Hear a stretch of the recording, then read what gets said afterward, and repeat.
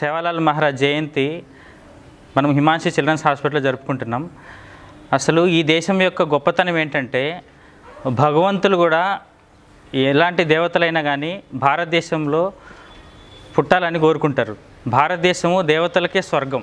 ఈ దేశానికి మించిన స్వర్గం అనేది ఏం లేదు. ఈ దేశంలో చాలామంది మహానుభావులు పుట్టారు. అందులో సేవాలాల్ మహారాజ్ ఒకరు. సేవాలాల్ మహారాజు గొప్పతనం ఏంటంటే ఏదైనా ఒక సమాజానికి సమస్య వచ్చినప్పుడు దాని నుంచి పారిపోకుండా ఆ సమస్యని పరిష్కరించే ప్రయత్నం చేసి అందులో 100కు 100% సాధించారు. బంజారా కమ్యూనిటీకి చాలా సమస్యలు వచ్చినాయి. ఆ సమస్యలన్నింటినీ పరిష్కరించి, అంటే యూజువల్గా మనం ఏం చేస్తుంటామంటే మన ఇంట్లో ప్రాబ్లం వచ్చిందనుకోండి, మన ఊరిలో ప్రాబ్లం వచ్చిందనుకోండి, మన దేశానికి ప్రాబ్లం వస్తే దేశాన్ని వదిలి పారిపోవడము, ఇల్లు వదిలి పారిపోవడం, ఊరు వదిలి పారిపోవడం అట్లా చేస్తుంటారు. అది రాజకీయ నాయకులు చేసే పని.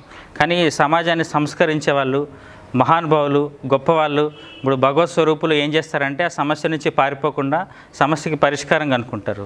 సో సమాజం మొత్తాన్ని ఉద్ధరించడం కోసం అని చెప్పి ఆధ్యాత్మిక చైతన్యాన్ని బంజారా కమ్యూనిటీకి ఇచ్చారు సేవాలాల్ మహారాజు.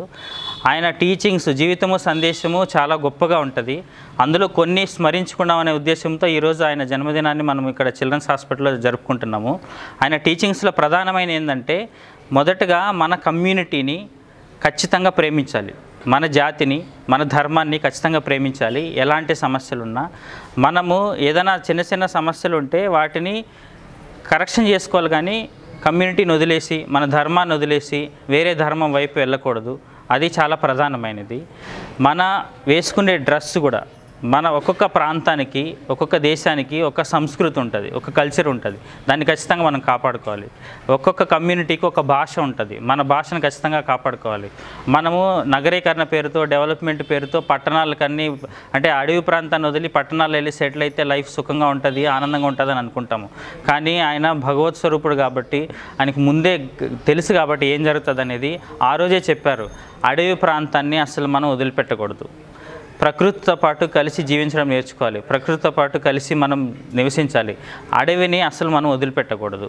సో మూఢనమ్మకాలు చాలా ఉండేటివి. ప్రతి చిన్నదానికి పెద్దదానికి మనోళ్ళు చాలా మూఢనమ్మకాల పేరుతో మన వల్ల మనం హింసించుకునే ప్రయత్నం చేస్తుంటాం. సమాజంలో ఉండే మూఢనమ్మకాలన్నింటినీ త్యజించమని చెప్పిండు. జంతు బలులు ఇవ్వకూడదని చెప్పిండు. అన్నిటికంటే ముఖ్యమైనది ఏంటంటే ప్రతి స్త్రీని కూడా అమ్మవారు స్వరూపంగా చూడమని చెప్పారు. జగదాంబ అమ్మవారు ఆయనకి సాక్షాత్కారం అయ్యారు, ప్రత్యక్షమయ్యారు. అమ్మవారి శక్తితో ఆయన జీవితంలో చాలా పనులు చేశారు, గొప్ప గొప్ప పనులు. సో ప్రతి మన చెల్లిని, మన అమ్మని, మన కూతుర్ని, ప్రతి ఒక్కరిని కూడా అమ్మవారి స్వరూపంగా చూడమని చెప్పారు సేవాలాల్ మహారాజు.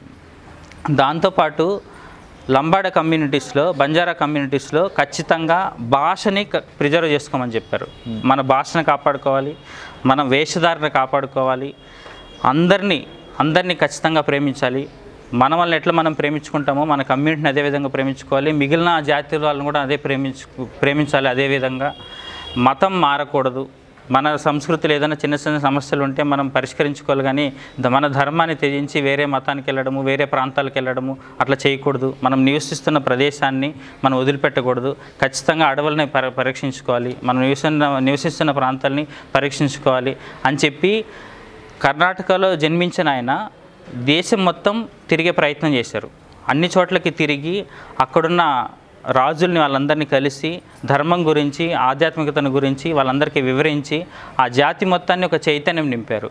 మనందరికీ తెలుసు బంజారా కమ్యూనిటీ చాలా పవర్ఫుల్ రేసు, వారియర్ రేస్. అది యుద్ధంలో గెలిచిన వాళ్ళు, చాలామంది దురాక్రమణదారుల్ని యుద్ధంలో ఓడించిన వాళ్ళు. అలాంటి వాళ్ళు కన్నా ఈ దేశ ధర్మానికి వ్యతిరేకంగా మారుంటే అసలు ఈ దేశ అస్తిత్వమే మిగిలేది కాదు. అలాంటి గొప్ప ప్రమాదం నుంచి ఈ దేశాన్ని కాపాడిన మహానుభావుడు సేవాలాల్ మహారాజు. ఖచ్చితంగా ఆయన జన్మదినాన్ని, ఆయన జీవితాన్ని, సందేశాన్ని మనం ప్రతి సంవత్సరము స్మరించుకోవాలి, జరుపుకోవాలి. జై సేవాలాల్ మహారాజ్. గోర్ భాయ్ బియన్ సేన్ సేవాలాల్ జయంతి శుభాకాంక్షలు. రామ్ రామ్.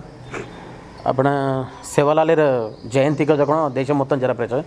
ప్రభుత్వాలు కూడా ముందు అతను జగడం जयंती कंपल्सरी करनो से यूनिटी का रहने के तन जगह सेवल को मुना गया को उस विधंगा देश मोत्तम एक धाटी पर आरी सो एक बात एक धाटी का जगह गोरेर कंपल्सरी एक ऋण जय सेवालाल మనందరికీ కూడా ఒక మార్గదర్శి సంత్ సేవాలాల్ మహారాజ్ గారి యొక్క జయంతి ఉత్సవాన్ని జరుపుకోవడం అందరికీ కూడా నిజంగా శుభదాయకం. మీ అందరికీ కూడా శుభాకాంక్షలు. సో ఒకటే మాట, ఆ మహనీయుల నుంచి నేర్చుకున్న మాట ఏంటంటే, మేము కూడా నిత్య జీవితంలో ఆచరిస్తున్నటువంటిది, మీరు ఏ విధంగా అయితే మీ కుటుంబ సభ్యులకి మీరు సేవ చేస్తారో ఈ సమాజానికి కూడా అట్లా సేవ చేయమని అన్నారు. ఆ సేవలో భాగంగా ఈరోజు ఈ సమాజ సంస్కరణ కోసం తను అందించినటువంటి సాంస్కృతిక ఉద్యమం ఏదైతే ఉందో అది కూడా పుణికిపుచ్చుకొని ఈరోజు అడవులే కేంద్రంగా నివసిస్తున్నటువంటి మరి ఆదివాసీ లంబాడాల యొక్క ఆ జీవన సంస్కృతిని ఈ సమాజంలోకి తీసుకురావాలి. ఎందుకంటే ఇప్పుడు అన్నగారు ఒక మాట మాట్లాడారు, సార్ కూడా ఒక మాట మాట్లాడారు, మన లోపల ఐక్యత తీసుకురావడం కోసం. ఆ ఐక్యత తీసుకురావడం కోసం వాళ్ళకి ఇచ్చినటువంటి ఒక పద సంకల్పం ఏంటంటే నాయక్. ఇప్పటికీ మీరు చూడండి, ఏ ఊర్లోకి పోతే వాళ్ళు రామ్ రామ్ అని చెప్పుకుంటారు, నాయక్ అని పెట్టుకుంటారు. అవునా కదా? అన్నగారి పేరు ఏం పేరు? సుధాకర్ నాయక్ అని అంటే చెప్పుకుంటారు బయట. అట్లా నాయక్ అంటే మీన్స్ ఏంది? సమాజానికి నాయకత్వం వహించడం. నాయకత్వం వహించడం అంటే సమాజంలో ఉన్నటువంటి పౌరులందరికీ కూడా, ఈవెన్ జంతువులకు కూడా మనం సేవను అందించేటువంటి గొప్ప వృత్తి ఈరోజు నాయకత్వం. అది ప్రతి వృత్తిలో ఉండొచ్చు. ఈరోజు మరి మన డాక్టర్ గారు అందిస్తున్నటువంటిది కూడా నాయకత్వమే నిజంగా, సేవలు అనేటిది కూడా. కాబట్టి మరి అంత గొప్ప మహనీయుని యొక్క జయంతి ఉత్సవాన్ని ఈరోజు ఇక్కడ జరుపుకుంటున్నాం.